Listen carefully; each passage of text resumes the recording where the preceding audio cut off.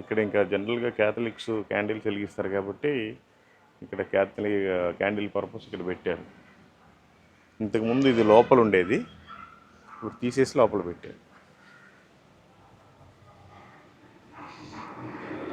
అది ఇంకా మీకు తెలుసు కదా, యేసుప్రభు వారు ప్రత్యక్షమైనప్పుడు నువ్వెవరో అని అడిగితే నేను యేసుప్రభు అంటే నేను ఎలా నమ్మాలి అంటే గాయముల్లో వేలు పెట్టి చూడమన్నప్పుడు వేలు పెట్టిన సన్నివేశం అనమాట అది.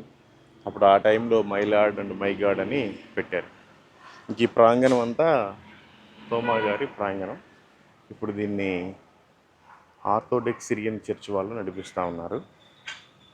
సో అదనమాట.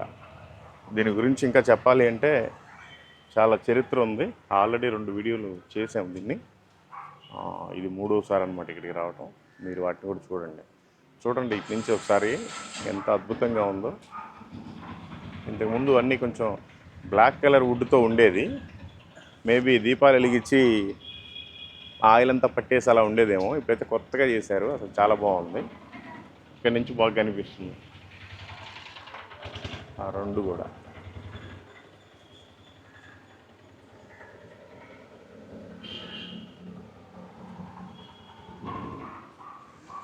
సో అదనమాట.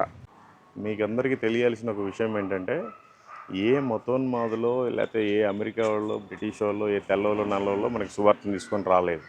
స్వయాన యేసు ప్రభు వారి శిష్యుడు 12 మందిలో ఒకరైన తోమా గారు మాత్రమే ఇక్కడికి వచ్చి సువార్త పరిచయం చేశారు. AD 51లో కేరళ ప్రాంతానికి రీచ్ అయ్యారు.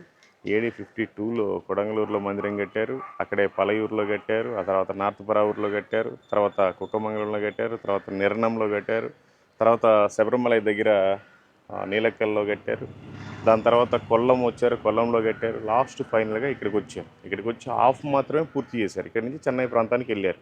మీకు ఇంకా చెన్నై ప్రాంతానికి దగ్గర కూడా వెళ్ళి ఆయన ఎక్కడ ప్రార్థన చేసుకుంటున్నాడు, ఎక్కడ బల్లెం పోటు వేశారు, మీకు అన్నీ కూడా చెప్తాను. సో మీరంతా కూడా ఈ చర్చ్ గురించి ప్రార్థించండి, ఈ రాష్ట్రం గురించి ప్రార్థించండి. తమిళనాడు చాలా పెద్ద రాష్ట్రం, అనేక మంది ప్రజలు ఉన్నారు, ఇంకా విగ్రహారాధనలోనే మిగిలిపోయారు. వాళ్ళందరికీ రక్షణ కలుగులాగా మీరంతా ప్రార్థించండి. మేము ఇప్పుడు బయలుదేరి చెన్నై ప్రాంతానికి వెళ్తున్నాం, కన్యాకుమారి మీదుగా వెళ్తాం. సో ఇది కన్యాకుమారి జిల్లాలో ఉంది. మీరు సెయింట్ థామస్ లాస్ట్ చర్చ్ అంటే గూగుల్లో కూడా వస్తుంది.